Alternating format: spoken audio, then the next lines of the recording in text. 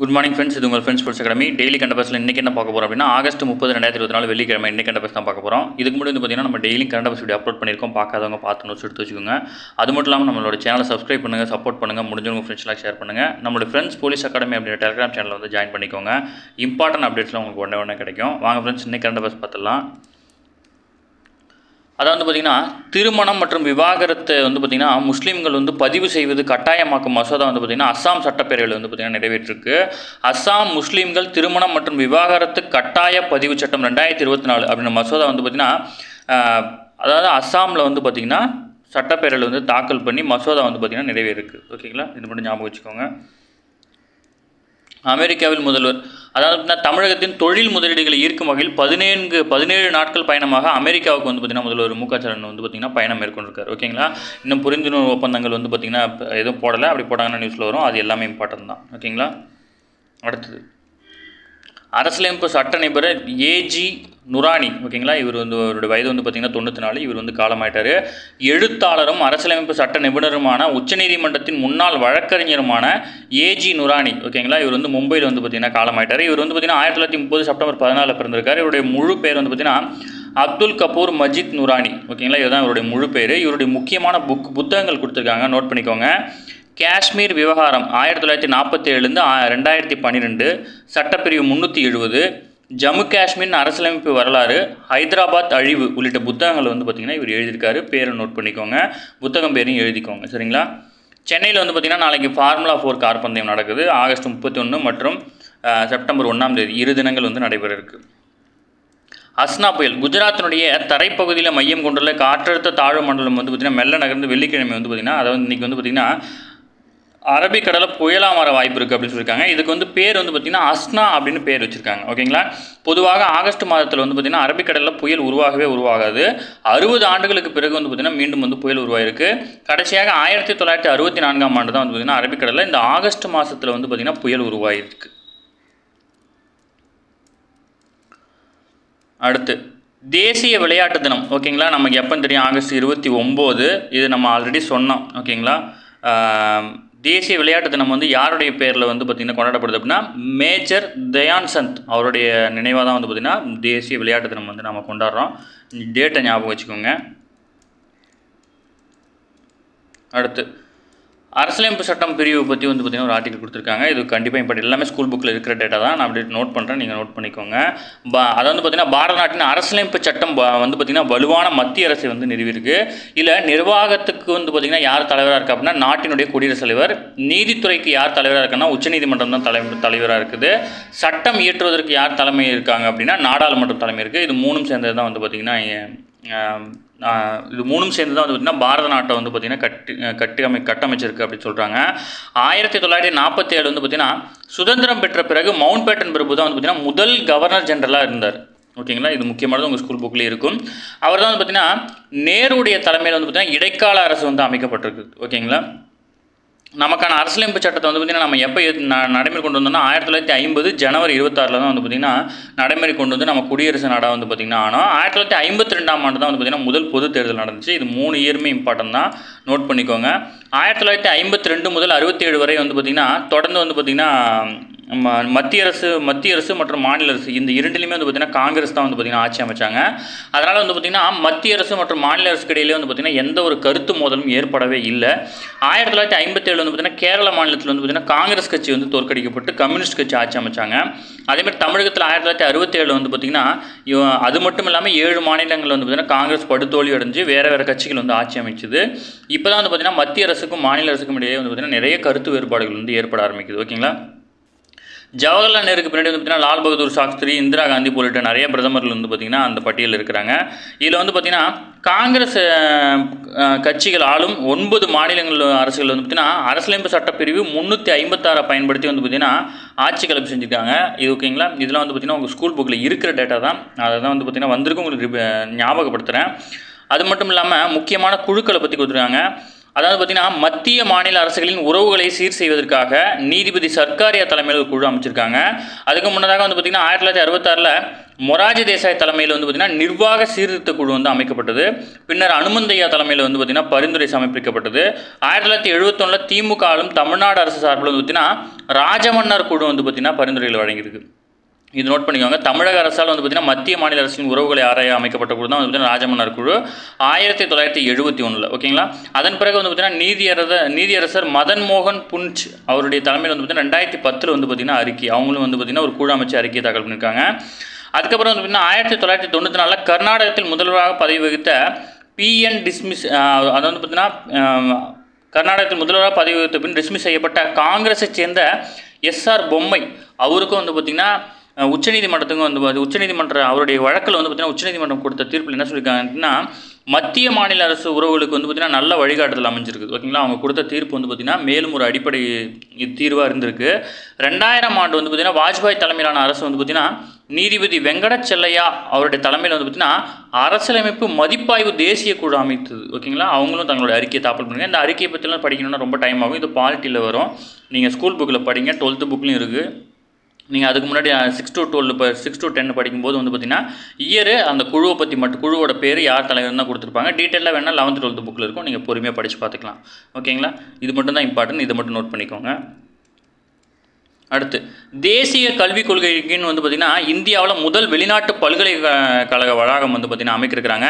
பிரிட்டனில் சவுதாம்பட்டன் பல்கலைக்கழகம் இதனுடைய கிளை வளாகத்தை வந்து பார்த்திங்கன்னா இந்தியாவில் அமைக்க இருக்கிறாங்க. இதில் வந்து பார்த்திங்கன்னா இதுக்கு வந்து UGC வந்து பார்த்திங்கன்னா பரிந்துரை வந்து பார்த்திங்கன்னா பர்மிஷன் கொடுத்துட்டாங்க. தேசிய கல்விக் கொள்கை 2020, அதாவது பார்த்திங்கன்னா அது நடைமுறைப்படுத்தப்பட்ட பின் அமைக்கப்பட்ட முதல் கல்லூரி, வெளிநாட்டு கல்லூரி அப்படின்ற பேர் வந்து பார்த்திங்கன்னா இதுக்கு உண்டு. அதன் அடிப்படையில் வந்து பார்த்திங்கன்னா இதுக்கு முன்னாடி ஆஸ்திரேலியாவின் டீக்கின் பல்கலைக்கழகம் மற்றும் ஒல்லாங் பல்கலைக்கழகம் இது ரெண்டுமே வந்து பார்த்திங்கன்னா ஆல்ரெடி குஜராத்தில் இருக்குது. குஜராத்தில் உள்ள கிஃப்ட் நகரில் வந்து இருக்குது ஆல்ரெடி. ஓகேங்களா. ஆனால் வந்து பார்த்திங்கன்னா தேசிய கல்விக் கொள்கை 2020 நடைமுறைப்படுத்தப்பட்ட பிறகு வந்த முதல் கல்லூரி வந்து இதுதான் அப்படின்னு சொல்கிறாங்க.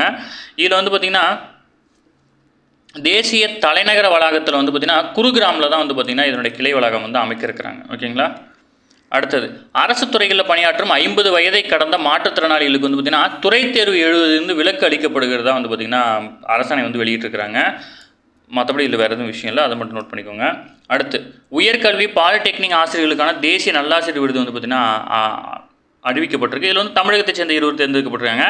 அது மட்டும் இல்லாமல் இந்தியா முழுவதும் 16 பேர் வந்து பார்த்திங்கன்னா இந்த விருதில் வந்து தேர்வு செய்யப்படுறாங்க. தமிழகத்தை சேர்ந்த உயர்கல்வி மற்றும் பாலிடெக்னிக் கல்லூரியில் ஆசிரியர்கள் 20 வந்து பார்த்திங்கன்னா 2024 ஆண்டுக்கான தேசிய நல்லாசிரியர் விருதுக்கு வந்து தேர்வாயிருக்காங்க. ஓகேங்களா. சேலத்தில் உள்ள தியாகராஜன் பாலிடெக்னிக் கல்லூரியில் வந்து பார்த்திங்கன்னா பணியாற்றும் காந்திமதி அவங்களுக்கும், சென்னையில் உள்ள சவிதா பல்கலைக்கழகத்தின் கீழ் செயல்படும் சவிதா பல் மருத்துவக் கல்லூரி மற்றும் மருத்துவமனையில் பணியாற்றும் ஸ்மைலின் கிரிஜா அவங்களும் வந்து பார்த்திங்கன்னா தேர்வு செய்யப்பட்டிருக்காங்க. ஓகேங்களா. இந்த நிலையில் வந்து பார்த்திங்கன்னா தேசிய கல்விக் கொள்கை 2020 அமலானத்துக்கு பிறகு தான் வந்து பார்த்திங்கன்னா இந்த விருதுகள் அறிவிக்கப்படுது. அதனால் இது கேட்கறதுக்கு வாய்ப்பு இருக்குது. அடுத்து இந்தியாவின் மானிய உதவியின் கீழ் வந்து பார்த்திங்கன்னா இலங்கையில் 3 தீவுகளில் செயல்படுத்தப்பட்டு வரும் ஹைபிரிட் மின் திட்டங்களுக்கு வந்து பார்த்திங்கன்னா முதல் கட்டமாக 92 கோடி வந்து பார்த்திங்கன்னா இந்தியா வந்து வழங்கியிருக்கு. இந்திய தூதரகம் வந்து பார்த்திங்கன்னா இந்த பதிவை வந்து வெளியிட்டிருக்காங்க. இலங்கையில் டெலிபிட், நயினார் தீவு மற்றும் அனலை தீவு ஆகிய தீவுகள் வந்து பார்த்திங்கன்னா ஹைபிரிட், அதாவது புதுப்பிக்கத்தக்க எரிசக்தி மின் திட்டங்களுக்கு வந்து பார்த்திங்கன்னா இந்தியா மானிய உதவி வந்து வழங்குது. இதன்படி வந்து பார்த்திங்கன்னா 92 கோடி வந்து பார்த்திங்கன்னா இந்தியா வழங்கியிருக்காங்க. இது தொடர்பாக புரிந்துணர்வு ஒப்பந்தம் வந்து பார்த்திங்கன்னா கடந்த 2022 தான் கையெழுத்தாயிருக்கு. ஓகேங்களா. இது ரொம்ப இம்பார்ட்டன்ட், முக்கியமான நோட் பண்ணிக்கோங்க. அடுத்து வந்து பார்த்திங்கன்னா பாகிஸ்தான் தலைநகர் இஸ்லாமாபாத்தில் வந்து பார்த்திங்கன்னா அக்டோபர் மாதம் நடைபெற இருக்கும் ஷாங்காய் ஒத்துழைப்பு அமைப்பின் SCO மாநாட்டு, அது ஓகேங்களா, ஷாங்காய் ஒத்துழைப்பு அமைப்புடைய மாநாடு வந்து பார்த்திங்கன்னா பங்கேற்க பிரதமர் மோடிக்கு வந்து பார்த்திங்கன்னா அழைப்பு விடுத்திருக்காங்க. India, China, Russia, Pakistan, Kazakhstan, Kyrgyzstan, Tajikistan, Uzbekistan ஆகிய நாடுகள் அங்கம் வகிக்கிறதா வந்து பார்த்திங்கன்னா இந்த ஷாங்காய் ஒத்துழைப்பு அமைப்பு. அப்படியே நோட் பண்ணிக்கோங்க. இந்த அமைப்பில் இடம்பெற்றுள்ள உறுப்பு நாடுகள் வந்து பார்த்திங்கன்னா அரசு தலைவர்கள் குழுவுக்கு வந்து பார்த்திங்கன்னா தற்போது வந்து பார்த்திங்கன்னா பாகிஸ்தான் தலைவராக இருக்குது. ஒரு ஆண்டும் ஒருத்தவங்க தலைவராக இருப்பாங்க. இந்த குழுவினுடைய மாநாடு வந்து பார்த்திங்கன்னா பாகிஸ்தானோட தலைநகர் இஸ்லாமாபாத்தில் வந்து பார்த்திங்கன்னா அக்டோபர் மாதம் நடைபெற இருக்குது. இதுக்கு தான் வந்து பார்த்திங்கன்னா பிரதமர் அவர்கள் வந்து பார்த்திங்கன்னா அழைப்பு விடுத்திருக்காங்க. இதுக்கு முன்னாடி வந்து பார்த்திங்கன்னா ஜூலையில் வந்து பார்த்திங்கன்னா இதே மாநாடு வந்து பார்த்திங்கன்னா நம்ம இந்த இந்தியாவில் வந்து நடத்தியிருக்கோம். அதேமாதிரி வந்து பார்த்திங்கன்னா இதுக்கு முன்பாக கோவாவில் நடைபெற்ற SCO வெளியுறவு அமைச்சர் 2 நாள் மாநாட்டுக்கு வந்து பார்த்திங்கன்னா பாகிஸ்தானுடைய அப்போதைய வெளியுறவு அமைச்சரான பிலாவல் பூட்டோ ஜர்தாரி அவர் வந்து பார்த்திங்கன்னா நேரில் பங்கேற்றார். 12 ஆண்டுகளுக்கு பிறகு இந்தியாவுக்கு வந்த முதல் பாகிஸ்தான் வெளியுறவு அமைச்சர் அப்படின்னு பேர் வந்து பார்த்திங்கன்னா அவருக்கு கிடச்சிது. அடுத்தது ஆர்பிஐ பேரில் வந்து பார்த்திங்கன்னா பண மோசடி வந்து பார்த்திங்கன்னா நிறைய நடக்கிறதா வந்து பார்த்திங்கன்னா ஆர்பிஐயே தெரிவிச்சிருக்காங்க. அதனால் இந்த லிங்க்கை ஷேர் பண்ணுங்கள், உங்களுக்கு ரீசார்ஜ் ஆகும், அமௌண்ட் கிரெடிட் ஆகும்னு சொன்னாங்கன்னா யாரும் எந்த லிங்க்கையும் ஷேர் பண்ணாதீங்க, எந்த லிங்க்கையும் டச் பண்ணாதீங்க. ஓகேங்களா? அந்த மாதிரிலாம் ஆர்பிஐ வந்து பார்த்திங்கன்னா யாருக்கும் வந்து பார்த்திங்கன்னா எந்த மெசேஜும் அனுப்புறதில்ல. உங்களுடைய தனிப்பட்ட எந்த விஷயத்தையும் வந்து பார்த்திங்கன்னா ஆர்பிஐ கேட்குறதில்ல. ஓகேங்களா? யாரும் மறந்துடாதீங்க. நிறைய பேர் வந்து பார்த்திங்கன்னா நிறைய விஷயம் ஷேர் பண்ணுவீங்க குரூப்லாம், யாரும் ஷேர் பண்ணாதீங்க. அடுத்து வந்து பார்த்திங்கன்னா கப்பல் கட்டுமான தளமான கோவா ஷிப் பாயிண்ட், அதை வந்து ஷிப் பாயிண்ட் நிறுவனத்தில் வந்து பார்த்திங்கன்னா இந்திய கடலோர காவல் படைக்கு வந்து பார்த்திங்கன்னா 2500 கோடி மதிப்பீட்டில் கட்டப்பட்டுள்ள மாசு கட்டுப்பாட்டு கப்பல் வந்து பார்த்திங்கன்னா வியாழக்கிழமை வந்து பார்த்திங்கன்னா அறிமுகப்படுத்தியிருக்காங்க. கோவாவில் உள்ள வாஸ்கோ துறைமுகத்தில் வந்து பார்த்திங்கன்னா நடைபெற்ற நிகழ்ச்சியில் வந்து இந்த கப்பலுக்கு வந்து பார்த்திங்கன்னா GSL யார்டு 1267 அப்படின்ற பேர் வச்சுருக்காங்க. மாசு கட்டுப்பாட்டு கப்பல் மத்திய பாதுகாப்புத்துறை இணையமைச்சர் சஞ்சய் சேத் வந்து பார்த்திங்கன்னா தொடங்கி வச்சிருக்காரு. நாட்டின் கடல் சுற்றுச்சூழலை பாதுகாப்பது, கப்பல்களிலிருந்து எதிர்பாராமல் வெளியேற்றப்படும் எண்ணெய் கசிவுகள் வந்து பார்த்திங்கன்னா அந்த மாசு கட்டுப்பாட்டை நீக்கிறது, இதுதான் இந்த கப்பலோட முக்கியமான பணியாக இருக்கும். இதில் வந்து பார்த்திங்கன்னா இந்த கப்பல் ஒரு முக்கியமான மைல்கல். 72% வந்து பார்த்திங்கன்னா உள்நாட்டு தயாரிப்பில் வந்து பார்த்திங்கன்னா பயன்படுத்தப்பட்டது. ஓகேங்களா? முக்கியமான நோட் பண்ணிக்கோங்க. பாரிஸ் பேரா ஒலிம்பிக் போட்டியில் வந்து பார்த்திங்கன்னா மகளிர் வில்வித்தையில் வந்து பார்த்திங்கன்னா ரேங்கிங் சுற்றில் இந்தியாவின் ஷித்தல் தேவி வந்து பார்த்திங்கன்னா 2ஆம் இடம் பிடிச்சிருக்காங்க. இதன் மூலம் வந்து பார்த்திங்கன்னா அவர் நேரடியாக வந்து பார்த்திங்கன்னா காலிறுதிக்கு முந்தைய சுற்றுக்கு வந்து பார்த்திங்கன்னா தகுதி பெற்றுட்டாங்க. ஓகேங்களா? சர்வதேச மாஸ்டர் செஸ் வந்து பார்த்திங்கன்னா கோவையில் தொடங்க இருக்குது. தமிழ்நாடு செஸ் சங்கம் சார்பில் வந்து பார்த்திங்கன்னா சர்வதேச மாஸ்டர் டெஸ்ட் நாம் க்ளோஸ்டு சர்க்கியூட் செஸ் போட்டி வந்து பார்த்திங்கன்னா கோவையில் வந்து தொடங்க இருக்காங்க. அக்டோபர் 7ஆம் தேதி வரை வந்து பார்த்திங்கன்னா இது நடைபெற இருக்குது. அடுத்து இதில் வந்து பார்த்திங்கன்னா ஹிட்டன்பர்க் ஆய்வறிக்கையின்படி வந்து பார்த்திங்கன்னா இதுக்கு முன்னாடி வந்து பார்த்திங்கன்னா முகேஷ் அம்பானி கௌதம் அதானுடைய பங்குகள் வந்து பார்த்திங்கன்னா வீழ்ச்சி எடுத்துச்சு. இப்போ வந்து பார்த்திங்கன்னா அவர் தான் வந்து பார்த்திங்கன்னா பணக்கார பட்டியலில் வந்து பார்த்திங்கன்னா முதலிடத்தில் இருக்கிறார். ஓகேங்களா? முகேஷ் அம்பானி வந்து பார்த்திங்கன்னா பின்னுக்கு தள்ளி இந்தியாவுடைய முதல் பணக்கார அந்தஸ்தை வந்து பார்த்திங்கன்னா அதானி வந்து மீண்டும் பிடிச்சிருக்காரு. இந்தியர்கள் வந்து பார்த்திங்கன்னா 1000 கோடிக்கு மேல் சொத்து மதிப்பு கொண்டவர்களுடைய உள்ளடக்கிய நிகழாண்டுக்கான ஹீரோன் இந்தியா பணக்காரர்கள் பட்டியல் வந்து பார்த்திங்கன்னா அண்மையில் வெளியிடப்பட்டது. கூடுதலாக 220 நபர்களுடன் நிகழாண்டு பட்டியல் வந்து பார்த்திங்கன்னா 1537 பேர் வந்து பார்த்திங்கன்னா இடம் பிடிச்சிருக்காங்க. இந்த பட்டியலில் 2வது இடத்துல வந்து பார்த்திங்கன்னா ரிலையன்ஸ் குழும தலைவர் முகேஷ் அம்பானி இருக்காரு. சொத்து மதிப்பு 25% உயர்ந்திருக்கு. 10.14 லட்சம் கோடியாக இருக்குது. ஓகேங்களா? அது மட்டும் இல்லாமல் சோகோ நிறுவனத்தினுடைய ராதா வேம்பு வந்து பார்த்திங்கன்னா 47,500 கோடி சொத்து மதிப்புடன் பெண்களில் மிகப்பெரிய பணக்காரங்களாக இருக்காங்க. அது மட்டும் இல்லாமல் 20 வயதுக்கு உட்பட்டவர்களுடைய பிரிவில் வந்து பார்த்திங்கன்னா ஜெப்டோ விநியோக செயலியில் வந்து பார்த்திங்கன்னா நீங்கள் பார்த்துருப்பீங்க. அந்த விநியோக செயலில் வந்து பார்த்திங்கன்னா இணை நிறுவனரான கைவல்யா போக்ரா மற்றும் ஆதித் பளிச்சா இவங்க 2 பேருமே வந்து பார்த்திங்கன்னா 3600 கோடி மற்றும் 4300 கோடி சொத்துக்களுடன் வந்து பார்த்திங்கன்னா முதலிடத்தில் இருக்கிறாங்க. அது மட்டும் இல்லாமல் ஹிந்தி நடிகரான ஷாருக்கான் வந்து பார்த்திங்கன்னா 7300 கோடி சொத்து மதிப்புடன் பட்டியலில் வந்து பார்த்திங்கன்னா முதல் முறையாக நுழைந்திருக்கிறாரு. அது மட்டும் இல்லாமல் ஹீசா சால்வே 4600 கோடி சொத்துக்களுடன் பொழுதுபோக்கு பிரிவில் வந்து பார்த்திங்கன்னா 2ஆம் இடம் பிடித்துள்ளார். ஓகேங்களா? அதுக்கப்புறம் அரிஸ்டா நெட்வொர்க்ஸ் நிறுவனம் வந்து பார்த்திங்கன்னா தலைமை நிர்வாக அதிகாரியான ஜெய்ஸ்டி உல்வாலா வந்து பார்த்திங்கன்னா 32,100 கோடியும், டிமார்ட் தலைமை நிர்வாகி அதிகாரியான இக்னேஷியஸ் நவில் அவர் வந்து பார்த்திங்கன்னா 6,900 கோடி சொத்து மதிப்புகளையும் கொண்டிருக்கிறார். இதில் வந்து பார்த்திங்கன்னா அசுர வளர்ச்சி பிரிவில் வந்து பார்த்திங்கன்னா கெரா டெவலப்மெண்ட்ஸ், ஓகேங்களா, கெரா டெவலப்மெண்ட்ஸ் நிறுவனத்தின் குமார் பிரீத்தம் தாஸ் கௌராவின் சொத்து மதிப்பு வந்து பார்த்திங்கன்னா நிகழாண்டு அதிகபட்சமாக 566% வந்து பார்த்திங்கன்னா உயர்ந்திருக்கு.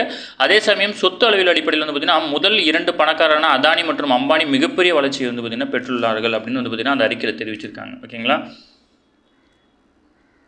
ஓகே ஃப்ரெண்ட்ஸ், இன்றைக்கி கரண்ட் அஃபேர்ஸ் அவ்வளோதான். இதை தாண்டி கேட்க வாய்ப்பு இல்லை. இதை மட்டும் நோட்ஸ் எடுத்துக்கோங்க. டெய்லி கரண்ட் அஃபேர்ஸ் டெய்லி பார்த்துருங்க. அப்போ தான் மந்த்லி வீக்லி பார்க்கும்போது உங்களுக்கு வந்து பார்த்திங்கன்னா ஈஸியாக இருக்கும்.